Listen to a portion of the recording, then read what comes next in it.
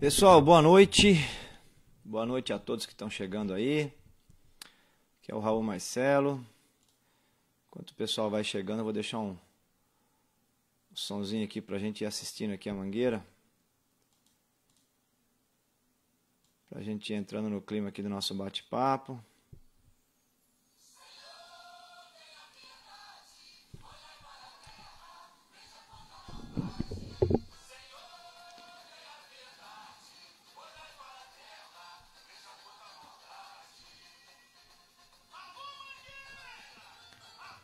Vamos aguardar enquanto todo mundo chega.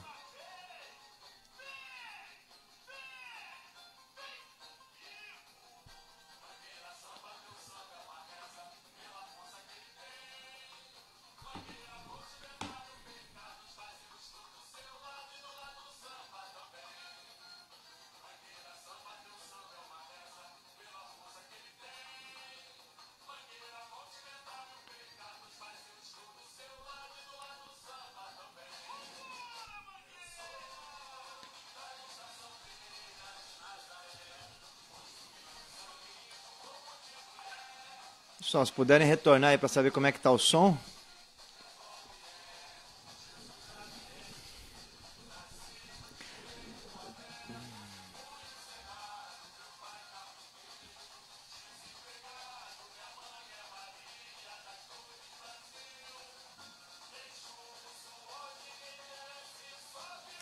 Boa noite aí todo mundo que tá chegando.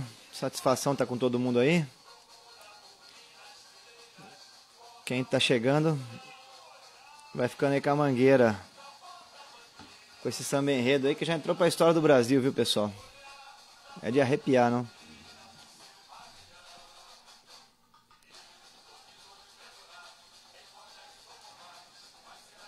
Olha, quem já tá chegando as questões.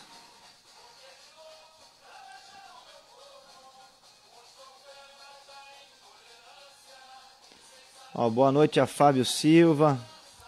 Robson Oliveira, grande boa noite, meu amigo. O Eric Matos, boa noite, Eric, sempre presente. A Simone Nunes, sempre presente. Roldão, ei, meu amigo Roldão, hein? Esse aí é amigo de infância aqui na live hoje. O Ari Sérgio também, boa noite. Grande Ari. Eu não sei, se puderem dar retorno aí de como é que tá o som. Porque eu resolvi colocar o samba enredo aí, além de eu gostar muito, né? Também para poder já acertando o som, porque na outra o pessoal reclamou bastante. Então vamos lá. Todo mundo no clima de carnaval, né, pessoal?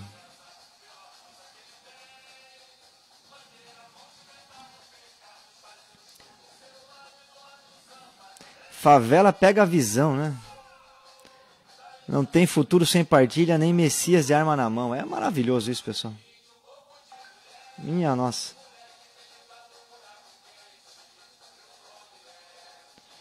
Ó, tem bastante gente aqui falando que o som tá bom. Nedeli, tudo bem, Nedeli? Carol também aqui, um abração, Carol. Nós estamos aqui vendo aí, ó. Pra quem não sabe, esse daí é o clipe oficial do Samba Enredo da Mangueira. Que ficou maravilhoso, né? Outra também, a São Clemente, não é? Que tá... O Marcelo Adnet que fez o Samba Enredo também, tá bem bom, não é? Ó, Roldão Camargo, ainda acredito no nosso Bentão da Massa. Pra quem não tá sabendo, pessoal, o São Bento tá perdendo. Tá perdendo e não tá fácil a vida do São Bento não, viu? Mas eu também acredito. Robson Tomé da Silva está assistindo. Fernando Domingues também tá aí. Obrigado a presença de todos. Nós vamos começar o bate-papo. Quem puder compartilhar aí, eu já vou fechando aqui, porque o samba enredo e uma das coisas importantes desse carnaval, eu acho que agora consolidou, né? Consolidou tá consolidada a questão do carnaval de rua, né? Os bloquinhos no Brasil. E é uma situação bem bacana essa, né? Da consolidação do carnaval de rua. Eu estou muito feliz com isso. Eu vou deixar aberto aqui o Facebook, ó. O Camilo também que entrou, a Jana Garcia que entrou aí também. Evandro, né? Solange, todo mundo aqui, meu boa noite. Tá joia? Nós vamos cravar toda segunda-feira uma live para bater um papo sobre a cidade de Sorocaba. Quem puder compartilhar aí, eu já ia pedir para o Val, que o Val é um dos moderadores, aí o Finês também, para compartilhar nos grupos. O pessoal tá falando aqui, já mandaram no meu zap aqui para compartilhar nos grupos. André, meu boa noite, André. O senhor tem algo a dizer sobre a votação da Previdência dos funcionários públicos estaduais? Vou falar, viu, André? Camilo Mendes, meu boa noite. Todo mundo que está chegando, já vou tratar desse assunto da Previdência Estadual.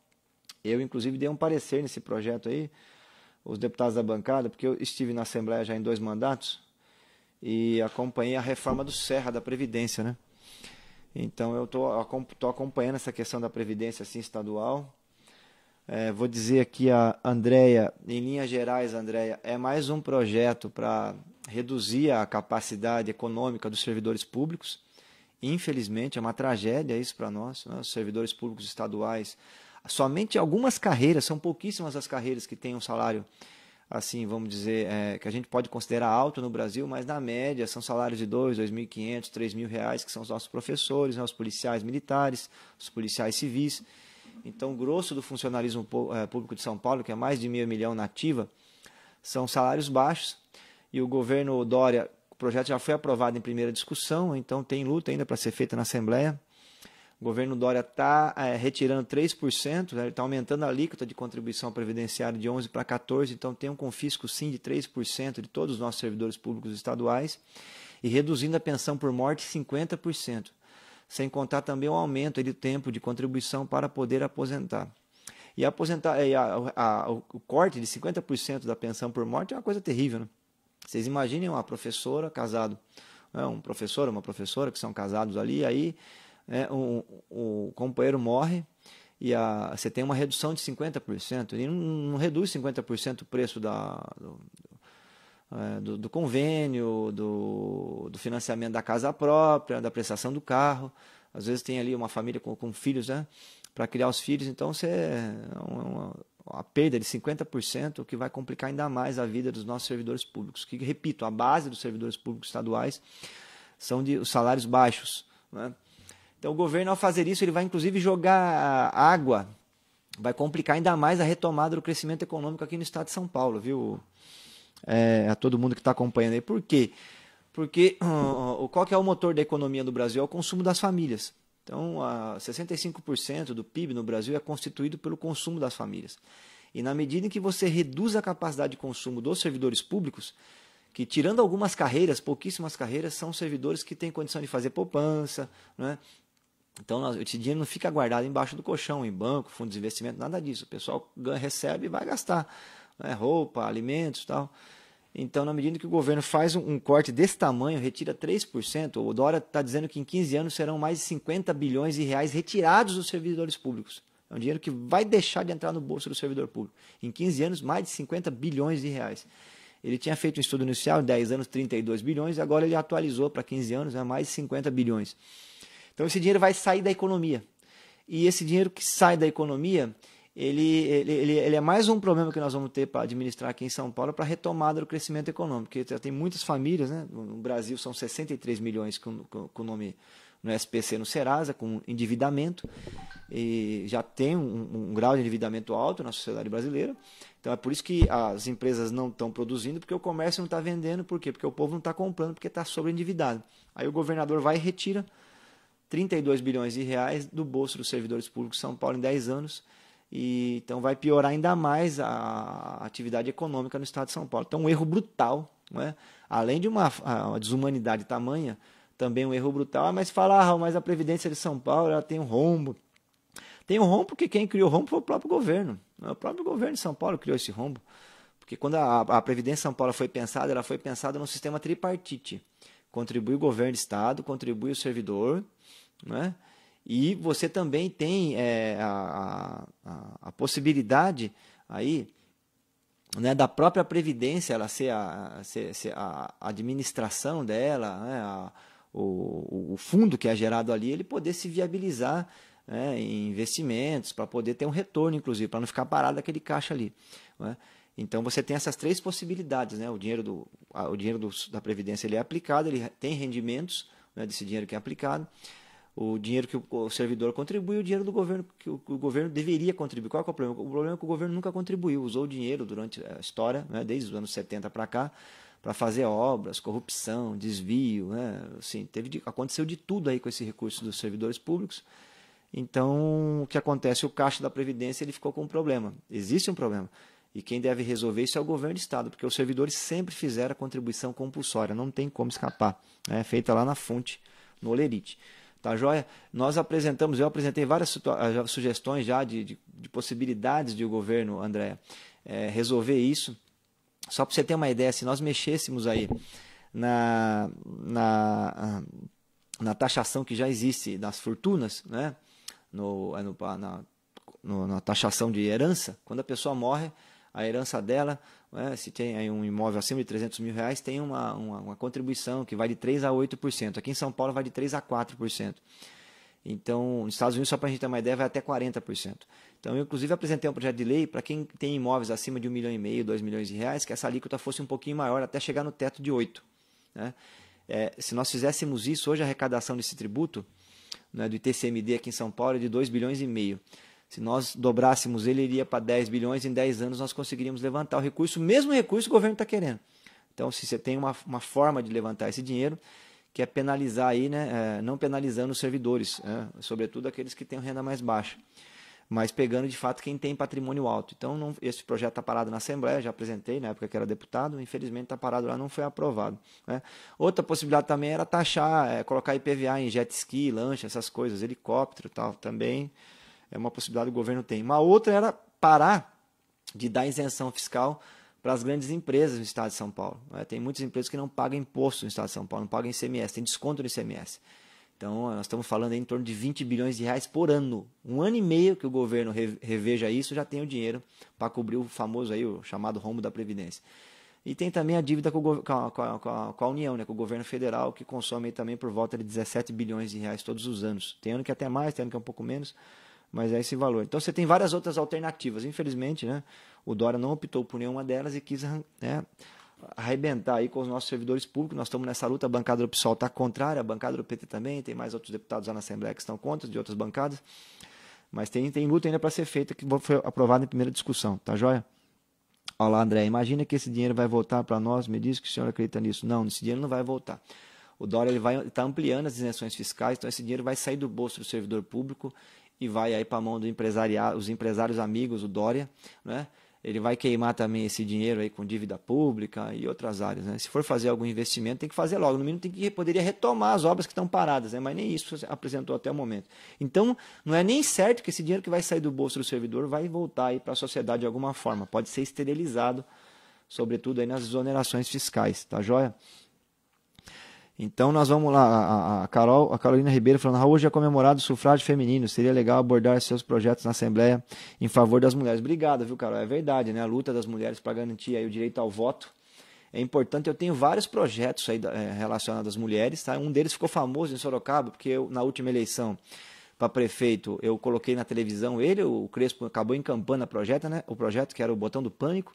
Eu aprovei na Assembleia, estava tudo certo para o Alckmin sancionar na época, no último dia ele vetou, né, a ideia da criação do Botão do Pânico no estado de São Paulo inteiro. E aí agora a gente teve, o Crespo acabou encampando, né, viabilizou esse projeto, ele está funcionando em Sorocaba, inclusive é um sucesso danado. Então, mas é um projeto de minha iniciativa, junto aí com o movimento de mulheres, né, as companheiras do Rosa Lilás, né, e algumas delegadas também que a gente tem contato aqui, professoras universitárias, o pessoal lá das promotoras legais populares de Sorocaba.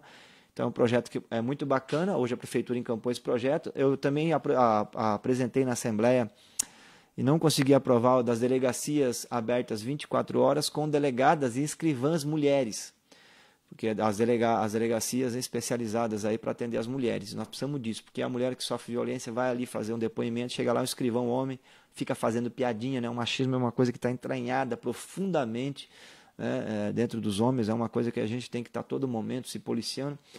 Então era necessário ter escrivã mulher e delegadas mulheres para atender na delegacia da mulher, né? Na verdade é um contrassenso ter homens atendendo a delegacia da mulher, mas tem. Então eu fiz esse projeto também. Um outro que é a questão da obrigatoriedade da Secretaria Estadual de Saúde acompanhar as gestantes na rede pública estadual. né, para poder garantir um mínimo de atendimentos aí no pré-natal, para que a mulher gestante possa ter um acompanhamento. Quem quiser depois, pessoal, se pede aí. O Anderson chegou aí também no bate-papo. Boa noite, Anderson. A Érica Francine, boa noite. Paulo Sérgio também entrou. Adriano, a Bruna, um grande abração aí, Bruna. Guilherme, Pese, né? A Andréia deu ok aqui, me diz nossos políticos de Sorocaba terem votado contra os servidores. Político que vota contra servidor está votando contra o funcionamento do Estado, né? Então é isso. Em relação às mulheres também, outra coisa importante que a gente precisa discutir em Sorocaba, viu? Que Sorocaba são 9.000 gestantes por ano, 9.000 sorocabanas têm filhos todos os anos na nossa cidade. Nós precisamos ter um programa forte aí para atender as gestantes. Eu acho que essa é uma questão importante. E sem contar também a presença das mulheres aí nas esferas de poder na cidade, né? Precisamos dar mais espaço, sobretudo nas secretarias. É um tema que nós vamos discutir bastante nessas eleições. O PSOL, eu tenho orgulho de estar num partido que é metade da bancada de mulheres. Nós estamos paritários no Congresso Nacional. Nas assembleias tem mais mulheres do que homens. Aqui na Assembleia do Estado de São Paulo são 4 deputados, 3 são mulheres. Então é uma coisa que está muito forte aí. Eu tenho um entendimento de que isso veio para ficar e é bom que fique. As mulheres têm que ocupar os espaços mesmo. E nós vamos ter, quando tiver aí a reunião para discutir o programa voltado, como ter políticas aí voltadas para as mulheres em Sorocaba, nós vamos convidar todo mundo. Tá joia?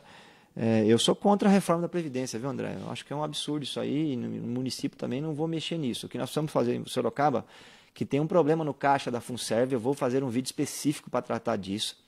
A Funserv está perdendo a arrecadação e a gente, por conta das terceirizações, a gente precisa fazer uma reflexão sobre isso, porque daqui a pouco a prefeitura vai ter que pôr dinheiro lá do caixa único, né, para poder cobrir o problema da previdência dos servidores. Porque qual que é o nó? O nó é o seguinte: quem trabalha financia quem está aposentado. É até simples o sistema previdenciário, sobretudo no setor público, mas no privado é assim também, no mundo inteiro é assim. Então você tem um X número de funcionários públicos na prefeitura hoje.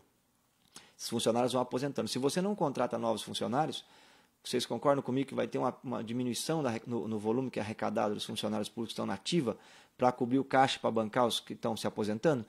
E o terceirizado ele não contribui com o regime próprio, que é a Funserv, ele contribui com o regime geral da Previdência, lá com Brasília, né? Então esse dinheiro não entra aqui na Funserv em Sorocaba, vai entrar lá em Brasília.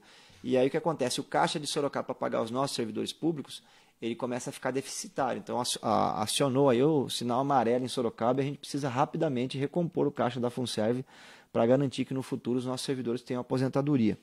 Então essa é uma questão importantíssima, tá joia? Que nós vamos ter que pensar em Sorocaba, né?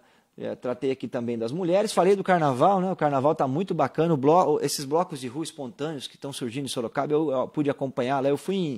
Na verdade eu não consegui ir no dia lá do bloco do depois, eu sempre vou, mas dessa vez eu não tinha condição. Caiu bem no dia do aniversário da minha filha de 2 anos, e tinha algumas pessoas que vieram aqui em casa, alguns amigos, né? Então alguns pais também que têm filha da idade dela, que está na escolinha com ela. Então minha esposa já tinha marcado, eu não consegui ir no bloco depois, mas eu fui na feijoada do depois e também na feijoada do Boca a Boca, né? E eu tô muito emocionado, porque é bacana os blocos de rua explodirem, né? Voltarem com força, o povo tomando as ruas, as praças. Tá sendo muito legal isso. E aqui em Sorocaba o bloco do depois fez uma homenagem bonita a um arquiteto aí da nossa cidade, que é muito importante em Sorocaba. Daqui a pouco eu vou pegar o nome dele aqui, que me fugiu agora, eu tô com as anotações aqui. Pedir para quem que o pessoal, os moderadores que estão acompanhando o bate-papo, se puderem mandar aqui, né? Agradeço demais, tá joia? Daqui a pouco eu já menciono, mas nós tivemos esses 2 blocos então em Sorocaba e mais outros blocos também. E eu fui na feijoada dos 2, tem muitos amigos lá na diretoria dos 2, tanto depois quanto do Boca a Boca, e é um pessoal muito bacana. Tá todo mundo de parabéns pela retomada dos blocos de carnaval de rua em Sorocaba, forte em São Paulo. Então, meu Deus do céu, nós estamos falando aí para milhões de pessoas, e a prefeitura tem que sempre dar uma estrutura, né? O Eli Renato entrou aí também, o Pedro Oliveira, um grande abraço, Pedro, pela participação, o Rodrigo Chisolini, a Dilene Cavalheiro. E há orçamento para contratar mais funcionários de forma a manter a previdência da Funserv? Olha, Sorocaba hoje tá, o gasto com o pessoal está em torno de 45% da arrecadação, né? Então, pela lei de responsabilidade fiscal, a gente pode chegar até um limite, inclusive, de 54%, até um teto máximo de 60%. Então, a gente tem uma margem no orçamento para fazer contratação de pessoal. Que, na verdade, é o mesmo dinheiro, né, Direne? O dinheiro que você contrata a empresa terceirizada é o mesmo que você paga o servidor público. A diferença é que a empresa terceirizada, geralmente o funcionário que ela paga recebe menos do que o servidor público concursado. porque tem aquela margem de lucro ali da empresa terceirizada que precisa receber, né? Uma empresa, se não tiver lucro, ela fecha as portas. Ninguém monta empresa para fazer filantropia, né? As pessoas montam empresa para ter uma margem de lucro. Então, aquelas empresas que prestam serviço para a prefeitura, elas contratam os terceirizados, então a prefeitura tem o gasto, o mesmo gasto ali. Então, a gente precisa ter, eu acho, claro, nem todos os serviços da prefeitura devem ser feitos pela prefeitura. Tem muita coisa ali que nós devemos fazer contratação de empresas mesmo, né? A questão do lixo em Sorocaba, né? Eu acho, inclusive, que esse é um tema importante. Nós tivemos um problema grave em Sorocaba nos últimos 10, 15 anos, que foi a sistemática prorrogação do contrato com as empresas de lixo, né? Temos um problema estrutural, que é não termos até o momento viabilizado a coleta seletiva. O Crespo vendeu uma fake news na campanha dizendo que ia fazer lá a famosa pirólise, né? Que é a incineração do lixo em Sorocaba. Foi uma fake news, ele não levou isso à frente, né? E nós éramos contra e continuo contra. Eu acho um absurdo queimar um recurso, né? O lixo é um recurso. Nós poderíamos e podemos usar o lixo, porque 70% dele é papel, papelão, plástico e resto de comida, só 30% que não dá para reutilizar, né, que é lixo hospitalar, alguns produtos químicos. Então, essa parte que dá para reutilizar, o resto de comida dá para fazer adubo. Nós estamos numa região de pequena agricultura, a gente pode fazer parcerias, um consórcio, inclusive, para ajudar os pequenos agricultores, áreas de assentamento da reforma agrária. A parte de plástico, papelão, ferro, isso aí dá para voltar para a economia. Então, é um absurdo que nós estamos enterrando dinheiro hoje lá no aterro e nós precisamos resolver essa questão. Uma solução que nós vamos iniciar uma discussão agora, nós vamos ter o programa do meio ambiente, é ter o contrato com a empresa que vai tocar isso, ou várias empresas, e ter um contrato também do mesmo valor para as cooperativas, para que o trabalhador que trabalha com reciclável, ele possa receber esse valor, o mesmo valor pela pesagem que recebe as empresas. Isso aí é a grande demanda do pessoal das cooperativas de reciclagem em Sorocaba, que são os heróis da nossa cidade, né? Que trabalham aí de forma dioturna, né? E aí recebem muito pouco, né? E fazem um esforço danado, né? O limite disso é aqueles sorocabanos que ficam com aquela carrocinha de reciclável pelas ruas, entendeu? É um absurdo isso, né? Nós estamos no século XXI, nós temos que integrar todo mundo aí nas cooperativas para que essa pessoa possa trabalhar de uniforme, trabalhar no lugar coberto, né? Se precisar fazer a coleta, vai de caminhão, entendeu? Tem financiamento para esse tipo de coisa. É um contrato aí por volta de 100 milhões de reais, então é um contrato que tem um volume grande de recursos, dá para fazer uma grande política nessa área. Tá joia? E o contrato de lixo também envolve a limpeza da cidade, que é o grande problema que nós estamos enfrentando hoje, pessoal. Sorocaba está profundamente abandonada. Sorocaba está abandonada. Nós, em 2015, a gente viveu a crise do lixo, que foi uma crise de limpeza urbana que redundou na contaminação e na epidemia generalizada de dengue, mais de 50 mil sorocabanos com dengue. E agora nós estamos aí, 28 sorocabanos morreram na época, inclusive, né? Era o governo do Panúzio. E agora nós estamos com epidemia de dengue novamente. 5 pessoas todos os dias em Sorocaba pegam dengue. Então nós vamos ter que enfrentar isso. E o porquê disso aí? É por conta da falta da limpeza urbana. Onde eu tenho andado, esses dias eu subi aqui no Facebook, inclusive uma postagem, a situação está calamitosa na cidade, né? De mato alto, lixo, entulho. Eu fui no Ana Paula Eleutério, ali no Abiteto, na escola, inclusive, que a quadra eu consegui reformar na época que era deputado. E do lado do Sabe Tudo, além do Sabe Tudo estar abandonado, do lado, vocês não acreditam, virou um entulho, né? Sofá velho, tudo jogado ali. Outra coisa do contrato de lixo que precisa voltar, que já nós tivemos isso em Sorocaba, é o ecoponto. Isso eu vou defender que a gente tenha no programa, que a gente discuta com a população, porque nem todo mundo tem dinheiro para contratar caçamba, né? Caçamba custa aí 300, 500 reais, 400 reais, dependendo da empresa que você contrata. E aí a pessoa vai trocar o sofá da casa, às vezes o guarda-roupa, alguma coisa que está com problema, que precisa descartar, e não tem onde descartar, não tem. Por quê? Porque a prefeitura não viabiliza o espaço adequado. Então nós precisamos garantir o espaço adequado para quem às vezes está com entulho em casa, fez uma pequena reforma e tal. E era o ecoponto, era uma coisa excepcional, barata, e isso precisa voltar. Eu acho que a gente tiver os contratos, né? As empresas trabalhando aí forte para poder fazer a limpeza da cidade, garantir essa questão dos entulhos, que isso não seja jogado mais em terreno público ou terreno de particular, que não fique ao relento, manter a cidade com a poda em dia, né? Eu acho que a gente consegue enfrentar a questão da dengue, muita campanha também, fiscalização, acho que a gente consegue enfrentar a campanha da dengue e não deixar mais voltar nenhum tipo de epidemia na cidade. Tá, joia? É um desafio enorme que a gente tem pela frente aí. Vai ser uma discussão muito importante que a gente precisa fazer. Tá, joia? Deixa eu ver aqui, tem mais coisas. Ó. Já tratei da epidemia de dengue, já mandaram. Ó, o carnaval de rua eu sou favorável, a prefeitura, onde tem gente, ó, o Eduardo, presidente do Sindicato dos Médicos, entrou, grande abraço, Eduardo. O Eduardo já está convocado para participar conosco, ele, as enfermeiras, a Regina, né, os trabalhadores da saúde de Sorocaba, estão todos convocados para que a gente formule aí o melhor programa, projeto para a saúde de Sorocaba, que nós precisamos tirar a saúde de Sorocaba do buraco, não, pessoal? Isso é obrigação nossa. Iris Souza também entrou, obrigado, a Madalena também entrou. Quem puder ir curtindo e compartilhando aí, Odair, grande Odair, meu abraço, meu amigo. Para melhorar as condições de vida em Sorocaba, seria viável criar subprefeituras dividindo em Sorocaba. Odair, eu acho que é uma ideia bacana, mas nós temos já a Casa do Cidadão, né? Fazer mais uma nova estrutura, a gente podia usar a Casa do Cidadão e ter ali repartições da prefeitura para atender a população, coisa que nós já tivemos no passado, mas com poder de resolutividade. A pessoa vai lá, tem que ter um funcionário do SAI lá que negocia a dívida dele, que resolve o problema dele, alguém da URBS também para resolver, na CIAS alguém para resolver, entendeu? Então eu sou a favor de centralizar sim, porque todo mundo tem que vir aqui para a prefeitura, ir lá para a prefeitura, né? É ruim, ter o trânsito, gastar dinheiro com passagem, com carro, gasolina, tudo. E também nós precisamos ter um site mais poderoso da prefeitura, no sentido de ser um site que resolva. Por exemplo, só para vocês terem uma ideia, o site da prefeitura de São Paulo, ele tem um programinha dentro dele que renegocia a sua dívida automaticamente, se você tiver com uma dívida no IPTU, entendeu? Ele aceita a entrada de requerimento de informações. Então, assim, nós temos que potencializar também a comunicação pela internet, viu, Odair? Mas eu também acho que você está correto, é o caminho por aí, é descentralizar, é importante. Obrigado, Keila, pela entrada, por estar aqui com a gente. Olá, Nedeli, absurdo iniciar o ano letivo sem cuidador para as crianças matriculadas na rede pública, parece que esperam milagres. Duas coisas importantes, essa é uma delas. Também em relação à saúde, uma notícia dessa semana, pessoal, a informatização dos prontuários na rede de saúde, eu tinha até anotado aqui, uma coisa que aconteceu essa semana. A prefeitura gastou 10 milhões de reais e o serviço não funciona. Vocês acreditam numa coisa dessa? 10 milhões de reais? Dá para fazer 2 postos de saúde em Sorocaba, 2 postos de saúde. O prédio custa R$1 milhão, um prédio de um posto de saúde, R$1,5 milhão. Daria para fazer muito mais do que isso, né? Uns 4 postos de saúde aí, robustos em Sorocaba, ou 10 milhões dava para construir uma policlínica, entendeu? Nós gastamos só nesses prontuários médicos que não estão funcionando, né, os digitais, 10 milhões, e naquela bendita cartilha a cartilha do SESI, que o Crespo comprou, mais 8 milhões, que se corrigindo também chega perto dos 10, a inflação.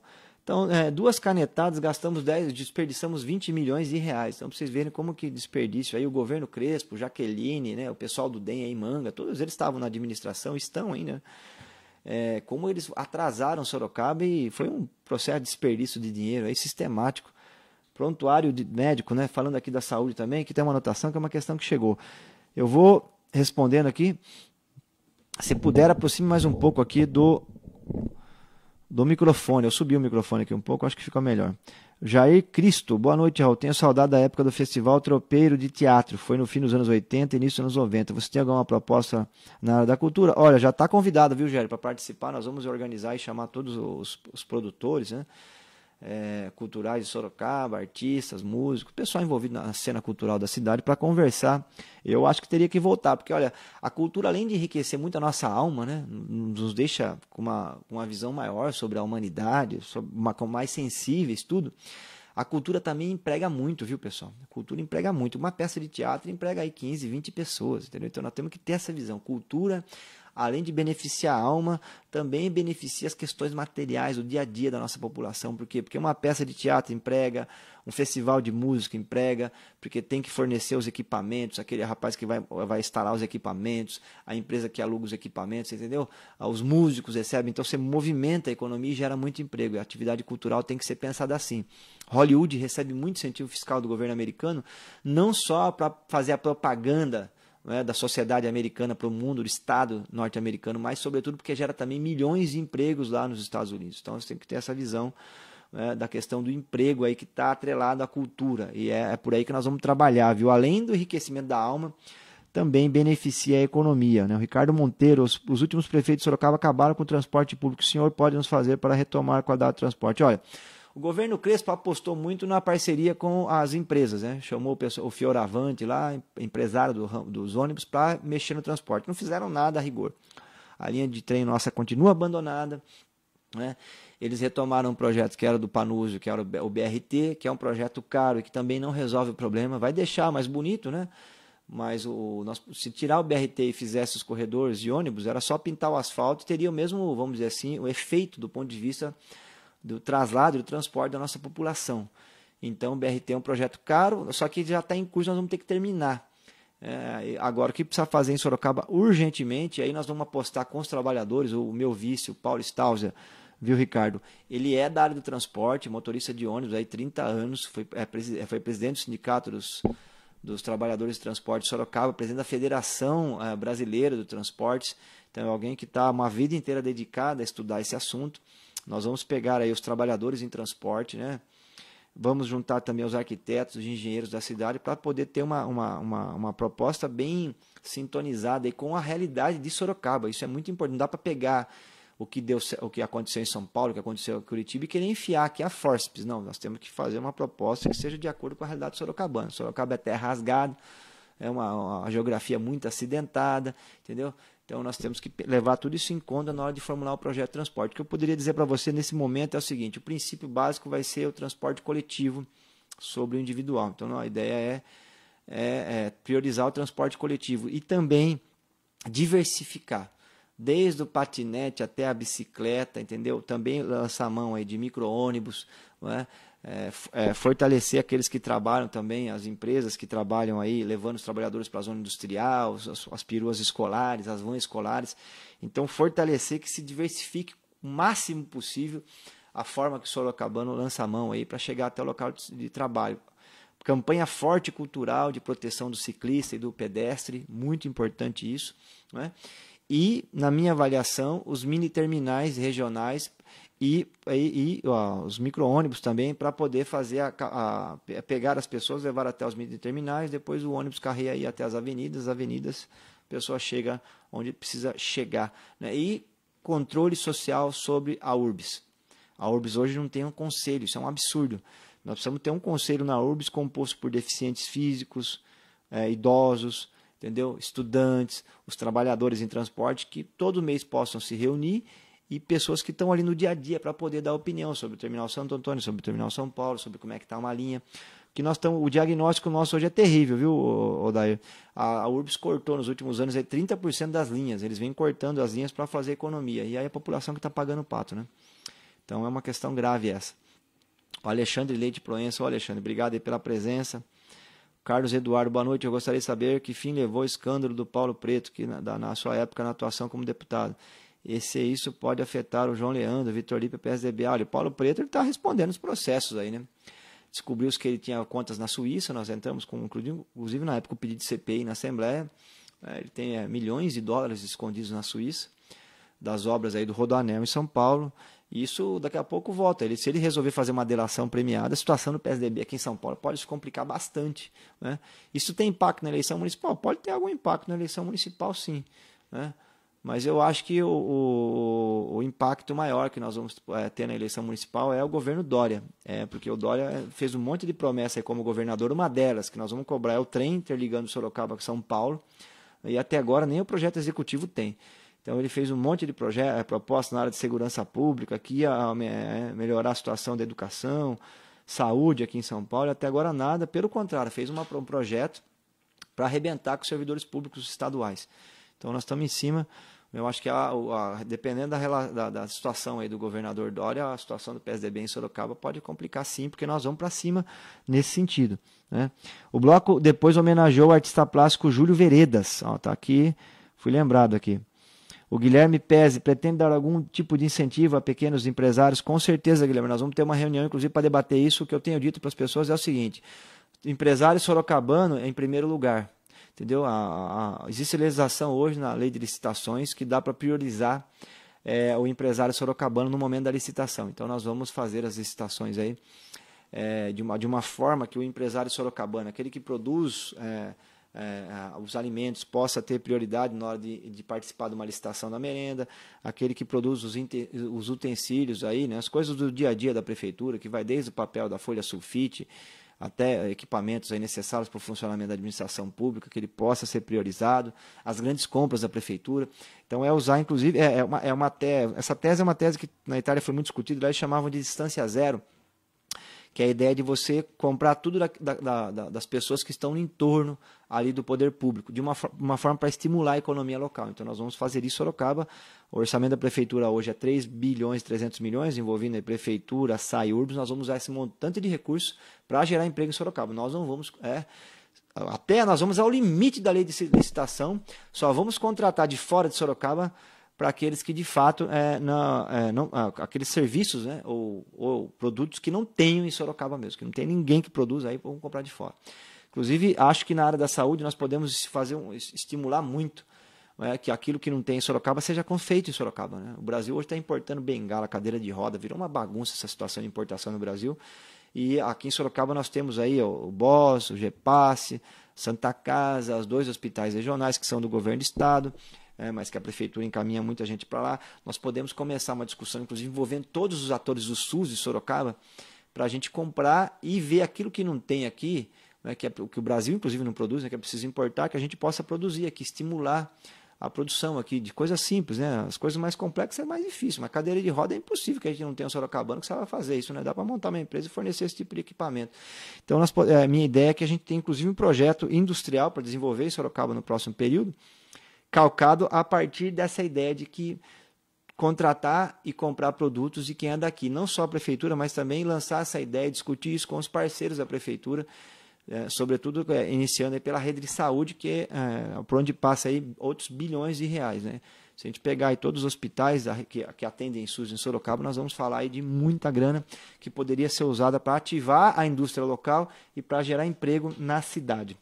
Então nós estamos pensando, inclusive, o programa Geração Emprego a partir daí, viu, Guilherme Pezzi? É um programa ambicioso, mas é disso que nós precisamos. Sorocaba é um país, nós temos que pensar nessa perspectiva. Flávio Reis chegou aí, grande Flávio. O Éder Barrada também entrou, obrigado aí pela presença. Xande Borges, obrigado pela presença. Né? O Xande Borges aqui, aqui é um Crespo arrependido, né? Sempre tem isso aqui. Todas as postagens que eu venho, sempre vem um Crespo arrependido.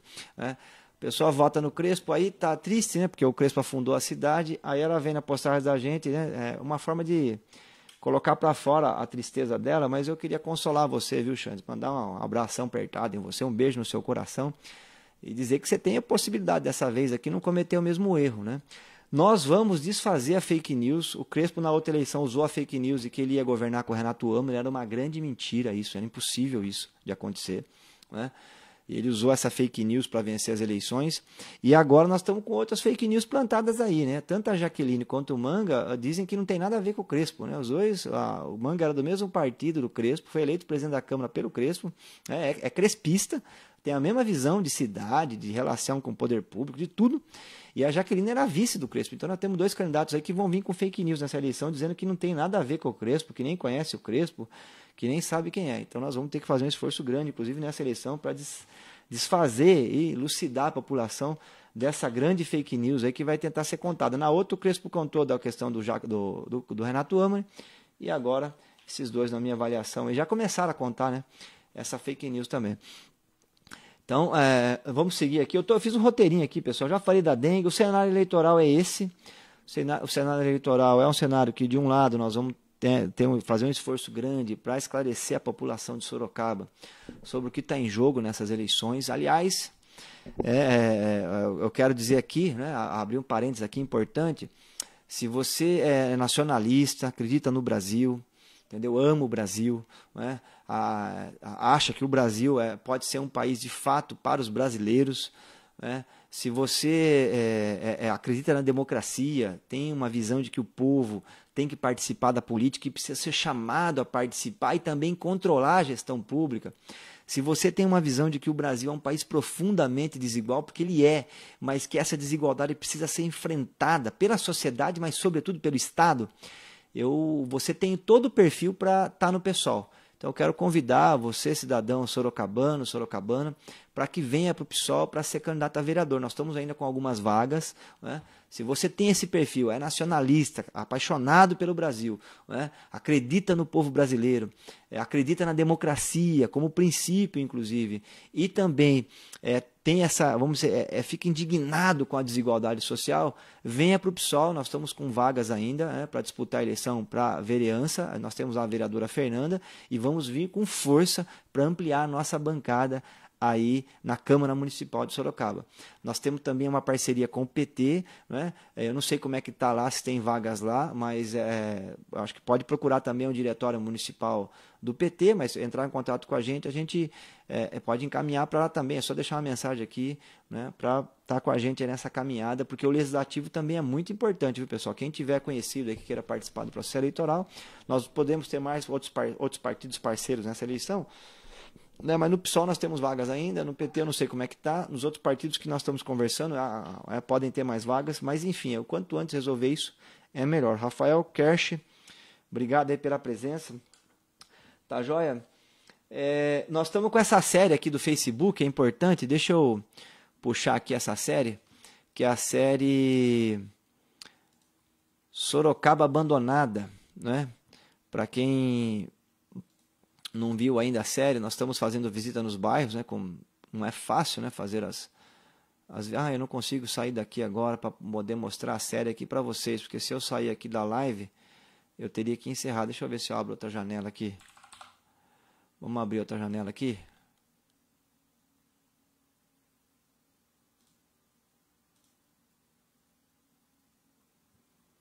Vou abrir uma janela aqui para mostrar aqui para vocês. Essa aqui é a minha página. Quem não curtiu a página ainda aí, pode curtir, viu, pessoal? Aqui essa série aqui, ó. Sorocaba Abandonada, né? Sorocaba Abandonada. São visitas que nós estamos fazendo nos bairros de Sorocaba. Quem quiser que a gente leve essa série aí para o seu bairro, é só entrar em contato, tá joia? Entre em contato comigo aqui pelo Zap, tá bom? E aí a gente vai aí no bairro, faz uma visita e vai aí conversar, porque é uma série bem legal. São visitas, né? Eu tô sem, todo mundo sabe, né? Eu sou advogado, eu trabalho em São Paulo, tenho que ir muito para São Paulo e atendo também aqui no escritório em Sorocaba. Então o tempo está bem reduzido, mas à medida do possível a gente vai cumprindo essas agendas, aí conversando com as pessoas, fazendo essas visitas. Então eu já estive lá na Zona Norte visitando vários bairros e vamos para todas as regiões da cidade. Ao Edmilson Alves aqui, o grande abraço, grande camarada, obrigado pela presença aqui, Edmilson. Michael Guimarães também aqui, vamos junto. Obrigado a todo mundo pela presença. Toda segunda-feira nós vamos ter esse bate-papo aqui à noite, tá bom? Hoje é semana de carnaval, né? Eu já imaginava que nós não íamos ter muita gente aqui, mas é importante manter, né? Tratamos aqui da questão do carnaval, eu vou terminar depois aí com o Samba Enredo da Mangueira, que ficou maravilhoso, né? Maravilhoso. A série Sorocaba Abandonada está em curso, né? Tratamos da dengue também hoje. O cenário eleitoral, para concluir, o cenário eleitoral tá meio indefinido ainda, a gente não sabe, né? O candidato do PSDB ainda não está claro quem vai ser o candidato, então a coisa segue indefinida. Provavelmente eu acho que nós vamos ter 3 candidaturas para valer, e depois pode surgir uma quarta. Tem que ver como é que vai ficar também a situação da Jaqueline, que hoje é a prefeita de Sorocaba, é a vice do Crespo, né? Tem que ver também se o Manga vai ser candidato, porque toda eleição ele fala que vai ser candidato, mas daí a igreja dele não deixa, ele não sai. Então é possível também que ele não saia candidato, né? A gente está falando porque está dizendo para todo lugar aí que é candidato, mas de repente ele pode sair candidato a vereador. Então o cenário ainda está indefinido, vai seguir indefinido a minha avaliação até meados aí de março, tá joia? E a gente segue conversando. Eu quero agradecer demais todo mundo que apareceu por aqui. A Patrícia Carnieto entrou também. Deixa eu ver se tem mais alguma mensagem que eu não respondi aqui. Não é? Deixa eu ver se tem alguma mensagem que eu não respondi aqui. Chegaram perguntas sobre turismo. Olha, o turismo nós precisamos estimular em Sorocaba, né? Sorocaba tem muitos pontos históricos importantes. O entroncamento da Sorocabana, a linha férrea ali poderia servir para turismo, né? Nós podíamos ter um trem turístico em Sorocaba, como tem em Jaguariúna. Eu fui lá com a minha família visitar, é lindo, não é? Nós poderíamos ter também, tem a Casa de Baltazar Fernandes, tem o turismo religioso em Aparecidinha, que é muito forte já, que precisava ter mais infraestrutura por parte da prefeitura. Tem a primeira fundição de ferro das Américas, lá na Floresta Nacional de Ipanema. Então nós temos condição aí de ter um turismo religioso forte. Ó, o Antônio Sérgio Ismael chegou aí, o Ismael junto com o Eduardo, e mais outros, e a Regina, os enfermeiros aí que estão com a gente aí, ajudando a pensar um programa, um programa ambicioso, para poder enfrentar aí o drama da saúde pública em Sorocaba. Logo mais nós vamos apresentar para toda Sorocaba, tá joia?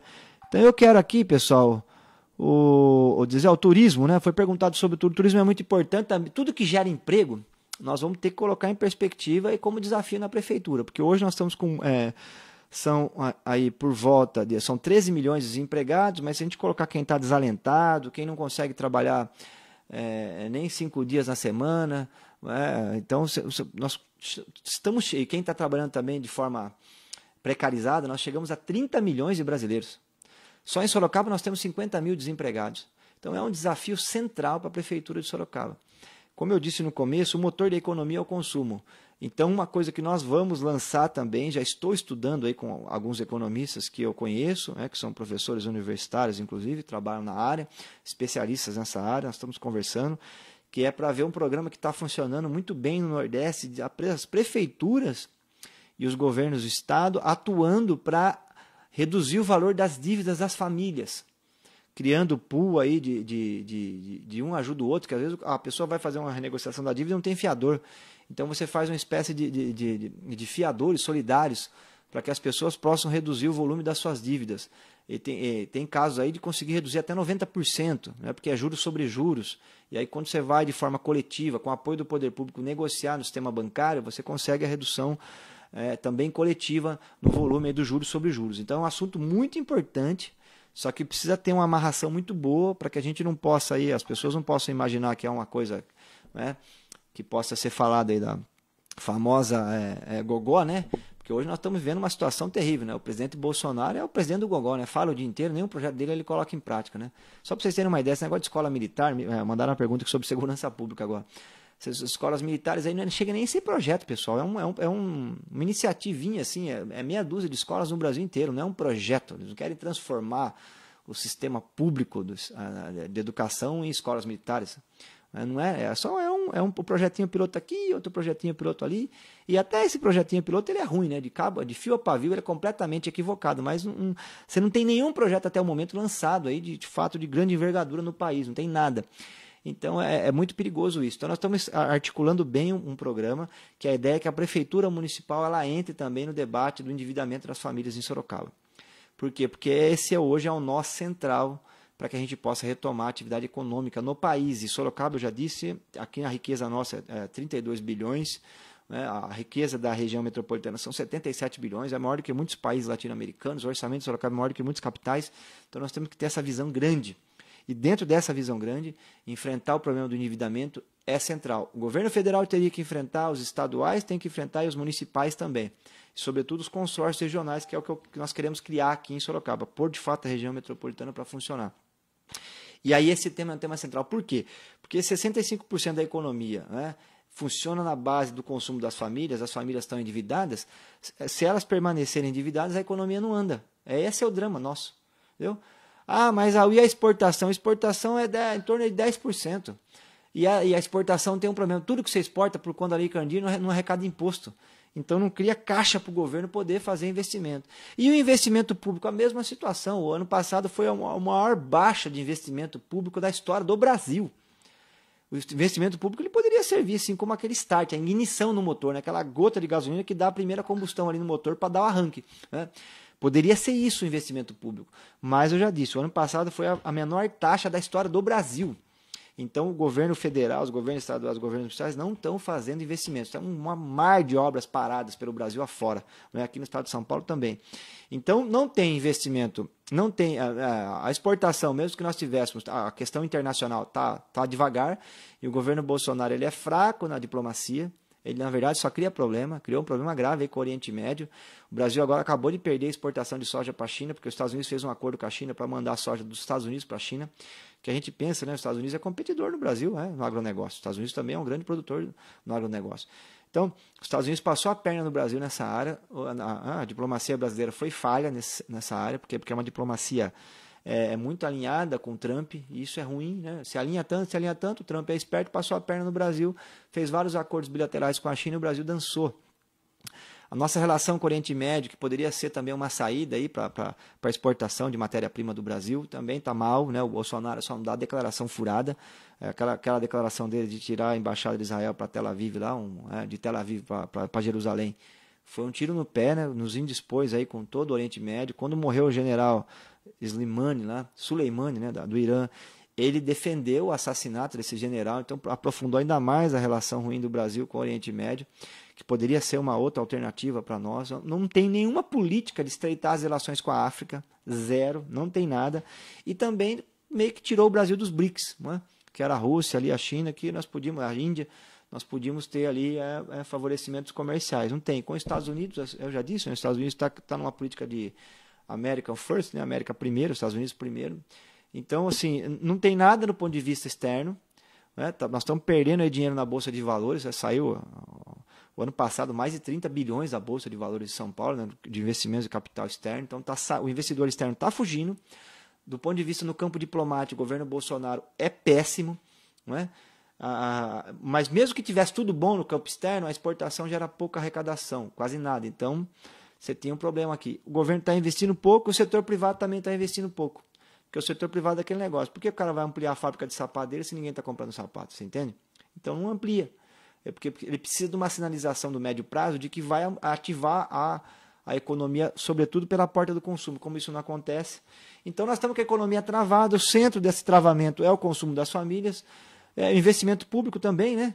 Mas nós vamos ter que mexer nisso. A prefeitura vai ter que ter bons projetos, tentar captar recursos no exterior, sobretudo os bancos de investimentos que nós temos aí com taxa de juros baixíssima, até negativa, os bancos chineses de investimentos internacionais, né? E outras alternativas, os bancos públicos também, e nós vamos ter que ter uma política de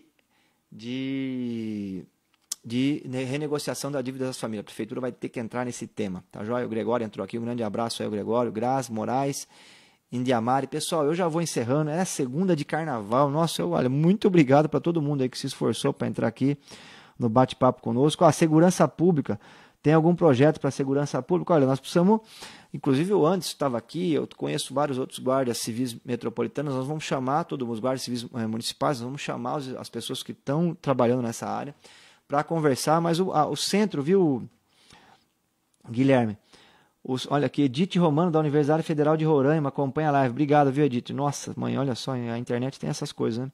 O Guilherme falou, a segurança pública nós vamos ter que ter a sabedoria de um lado, não é? Ter uma política assim de atuação, né, na área de segurança, sobretudo nas aglomerações humanas. Nós temos que garantir que a prefeitura fique sabendo, né, ter uma estrutura de inteligência, uma prefeitura aberta, democrática, todas as aglomerações humanas que acontecem em Sorocaba, seja para atividade cultural, né, você está aqui, os bailes funk na cidade, mas as manifestações, tudo que estiver acontecendo na cidade, a prefeitura tem que estar em alerta o tempo todo para estar estabelecendo interlocução. Está tendo manifestação em algum lugar, por algum motivo, a prefeitura tem que mandar um representante lá para estabelecer o diálogo, estabelecer uma negociação. Caso, na minha avaliação, que não teve, foi quando estourou o problema lá no Vitória Régia, as pessoas colocaram fogo em ônibus e tal. Por quê? Porque não tinha uma interlocução com a prefeitura. Uma manifestação, não tinha interlocução da prefeitura, as pessoas partiram aí para ações aí mais violentas. Então o poder público tem que estar presente. Vai ter uma atividade cultural, bailes, tem que ter uma interlocução. De preferência tão grande que a prefeitura saiba de antemão e possa viabilizar a infraestrutura para que aconteçam essas aglomerações humanas, que aconteçam elas dentro aí de uma pacificação, com a possibilidade do poder público poder viabilizar toda a infraestrutura. Então esse é um ponto importante que precisa estar, que nós vamos fazer questão de colocar no programa de governo, que a prefeitura, sobretudo a partir da Guarda Municipal, acompanhar tudo que acontece na cidade. Esse é um ponto. O segundo ponto, uma atuação forte na prevenção. Por quê? Porque a prefeitura é responsabilidade dessa atuação. Nós estamos mapeando já todos os bairros violentos, viu, Guilherme? E nesses bairros violentos que nós estamos mapeando já, a ideia é que começar pelo mais violento, com ações aí para atirar criança, adolescente, pré-adolescente, né, da situação de abandono, porque às vezes o jovem vai para uma organização criminosa ou para uma vida em que a própria vida dele está em risco, a liberdade está em risco, né, porque não foi dada ali nenhuma outra opção. Então a ideia é nesses bairros que tem maior incidência aí de roubo, de furto, de tráfico de drogas, nós entrarmos ali oferecendo karatê, judô, escolinha de futebol, entendeu? Assistente social, trabalho, trabalho de assistência psicológica, geração de emprego e renda. Então é fazer esse trabalho a partir desse mapeamento. Já tinha discutido isso na última eleição, eu fico imaginando se tivesse sido colocado em prática uma coisa dessa, entendeu? Em 4 anos nós estaríamos já colhendo os frutos hoje em Sorocaba. Infelizmente não foi feito nada, né? O governo do Crespo foi uma bagunça completa. Roberto Marcelino, obrigado pela presença, viu? Todo mundo que entrou aqui, pessoal. Esse carnaval, né? Entrar aqui numa live para bater um papo. É que eu tirei o compromisso de fazer toda segunda-feira. Teve gente que achou, Raul, melhor não fazer hoje não. Segunda de carnaval. Eu falei, nós vamos fazer toda segunda. Né? E vamos daqui até o dia da eleição. Inclusive na segunda, na semana da eleição. Podem esperar que eu vou estar aqui batendo um papo com vocês. Então a ideia é ter isso, né? É dar uma opção para essa juventude. Nós estamos discutindo aí, inclusive, usar o próprio Bolsa Família, que já trabalha com o cadastramento georreferenciado da nossa população mais vulnerável. A partir dele nós podermos aí estruturar uma política de prevenção para trazer esse jovem, esse pré-adolescente, para uma vida em que ele não coloque, né, a sua saúde, a sua liberdade em risco a troco de nada. Né? Então esse é um caminho, viu, Guilherme, que nós estamos pensando em seguir, e é um debate que nós vamos fazer com toda a população da cidade. Tá joia, pessoal? Olha, quem quiser mandar o zap aqui, é só mandar o zap aqui para mim. Tá? Eu vou deixar o meu zap aqui, ó.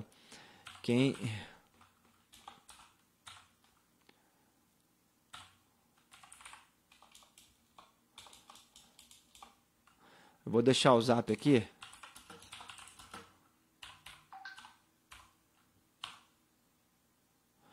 De 470, tá joia? Quem quiser entrar em contato comigo aí, é só entrar em contato, tá bom? Nós vamos conversando.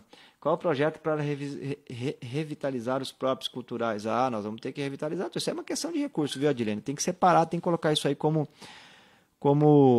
centro da política e pôr o recurso. Dinheiro tem, né? Eu vi aqui, ó, citei 2 exemplos. Gastou 10 milhões com o prontuário médico que não foi posto em prática e mais 10 com a cartilha do SES, sendo que o governo federal fornece cartilha. Com esses 20 milhões, ele dava para revitalizar todos os próprios culturais de Sorocaba, né? As praças, tudo.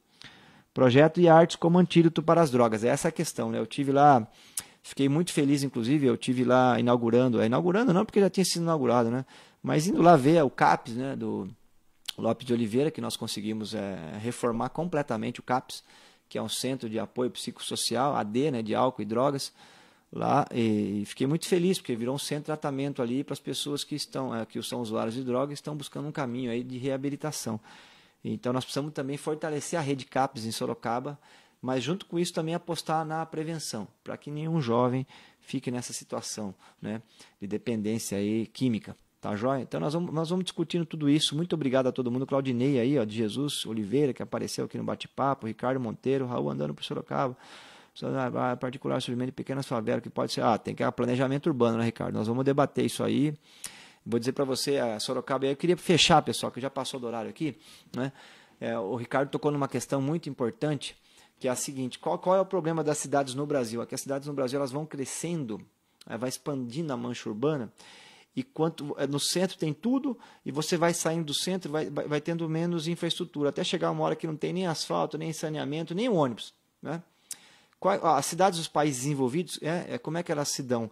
Elas são limitadas geograficamente, o seu crescimento. A especulação imobiliária ela tem dificuldade de atuar. Né? Por quê? Porque a organização da sociedade é maior, a democracia é mais forte, então tem dificuldade de atuar. E aí o que acontece?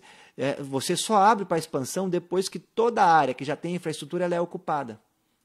Então inclusive depois que ocupa toda a área que tem infraestrutura, se discute se verticaliza ou não. Né? Vamos verticalizar. O que é verticalizar? Começar a subir os prédios. Né? O que acontece no Brasil? Como a especulação imobiliária é quem manda no poder público, de fato, pra você ter uma ideia, o Renato Âmaro é o maior especulador imobiliário de Sorocaba. E foi prefeito 8 anos e elegeu o Crespo. Né? E depois elegeu o Lipe também. E quem mandou em Sorocaba, historicamente, aí são o setor imobiliário. Então nós vamos ter que pôr um basta nisso aí. Então qual que é o nó? O nó é que eles ficam abrindo novos bairros distantes de onde tem infraestrutura. Aqueles terrenos lá eles são vendidos e analisados via mercado por alqueire, né? Aí a prefeitura libera que seja feito um bairro longe do centro, aí ali passa a ser negociado por metro quadrado, aí a prefeitura leva o arruamento, leva o asfalto, leva o saneamento básico, leva a energia elétrica, leva a linha de ônibus, depois faz o posto policial, o posto de saúde, a escola. Aí aquilo ali valoriza de uma forma, e tudo que está daquele ponto de extremo até o centro, que está desocupado, também valoriza, né? Então é assim que funcionam as cidades no Brasil, elas funcionam pela lógica da especulação. Só para você ter uma ideia, Ricardo, nós temos aí por volta de 50 mil lotes vazios em Sorocaba, né? No perímetro urbano com infraestrutura. Então nós vamos ter que discutir uma política para a ocupação prioritária desses espaços vazios primeiro, entendeu? Para depois deixar a expansão, para depois discutir se vai expandir a mancha urbana. Nós poderíamos ter, por exemplo, o projeto Carandá é um projeto fantástico do Minha Casa Minha Vida, tem 10 mil pessoas, né? Sensacional, tirou muita gente de área de risco e tal. Qual que é o problema que ele tem? Ele tem um problema de geografia. Se eu tivesse na prefeitura nessa época, eu ia fazer o projeto do Carandá fracionado, né? Dentro da área urbana que já tem infraestrutura. Entendeu a diferença? Por quê? Porque aí nós íamos precisar levar toda a infraestrutura até lá. É um impacto violento dentro da área de investimento do SAI, porque levar água não é só água, é levar o esgoto também. Então, um impacto enorme na questão do transporte público, tem que levar os ônibus, e a população sofre durante anos até conseguir uma infraestrutura mínima. Então, esse é um problema central, né, que nós temos condição de fazer isso, porque na minha campanha não vai ter ninguém do setor imobiliário, entendeu? Dando ordens. Não vai ter. Por que não vai ter? Porque o setor imobiliário tem que ser parceiro da prefeitura para ajudar a prefeitura em projetos, entendeu? Viabilizar loteamentos, mas dentro do planejamento urbano que beneficia a maioria da população. Ou seja, ele tem que ser acessório e não o principal, né? As empresas do ramo imobiliário, elas são importantes, mas elas devem ser acessórias ao planejamento estratégico da prefeitura e não devem ser o principal, porque na medida que elas são o principal, a cidade vira bagunça e começa a funcionar na lógica não das pessoas, da mobilidade urbana, da saúde, do abastecimento de água, começa a funcionar na lógica da especulação imobiliária e vira isso que virou em Sorocaba. Você vai no Éden, por exemplo, Ricardo, não tem água. Entendeu? Por quê? Porque não tá sendo, a região do Éden está expandindo de uma forma violentíssima e o SAI não tem infraestrutura para viabilizar a chegada de água até lá. Então não tem água. Então vários bairros de Sorocaba que cresceram de forma assustadora estão sem água, estão com racionamento de água permanente. Por quê? Porque o SAI não é nem sequer ouvido. Né? O SAI tem que ser o SAI e a URBS devem ser atores principais a serem perguntados quando se discute expansão urbana em Sorocaba. E não são. O Carandá, por exemplo, o asfalto é casca de ovo. Você tem uma ideia, a coisa tão absurda, Anderson, que o projeto de asfaltamento lá não foi levado em consideração que ia passar veículos pesados lá. Então está escrito no contrato da empreiteira que não pode passar veículos pesados lá. Porque se passar, ela não se responsabiliza em dar manutenção no asfalto. Olha que coisa absurda. E a prefeitura também não se responsabiliza. Resultado, tem ruas lá no Carandá que o ônibus não passa, porque se passar não fica no asfalto. E tem lugar que o ônibus teria que passar, não está passando porque está cheio de buraco. Então, esse é o grau de absurdo que nós chegamos em Sorocaba hoje. Como é que faz para enfrentar isso? Primeiro, não pode ter o rabo preso, eu não tenho. Nós vamos enfrentar isso de peito aberto. Segundo, tem que ter responsabilidade pública, coisa que infelizmente em nossa cidade tem faltado aí nos últimos anos. Tá joia? Então, muito obrigado por todos os comentários aqui, pessoal. Quem curtiu aí, manda uma mensagem aí, tá joia? Adicione meu zap. O Flávio aí também que entrou, Edemir, muito obrigado. Boa noite, Edemir. Odair também, muito obrigado. E nós vamos encerrando por aqui, mantendo aí a linha de toda segunda-feira, tá joia? E para quem não viu ainda, eu vou deixar aqui, né, o Samba Enredo da Mangueira, tá joia? Boa semana aí para todos. Quem ainda não foi pular carnaval, que vá, aproveita o carnaval, essa manifestação cultural popular fantástica, tá joia? Para mim tá mais difícil, né? Eu fui na feijoada depois do bloco do Boca a Boca lá, mas com 3 filhos aqui as coisas não estão tão mais difícil de eu ir para um lugar ou outro, mas à medida que dá eu vou, tá joia?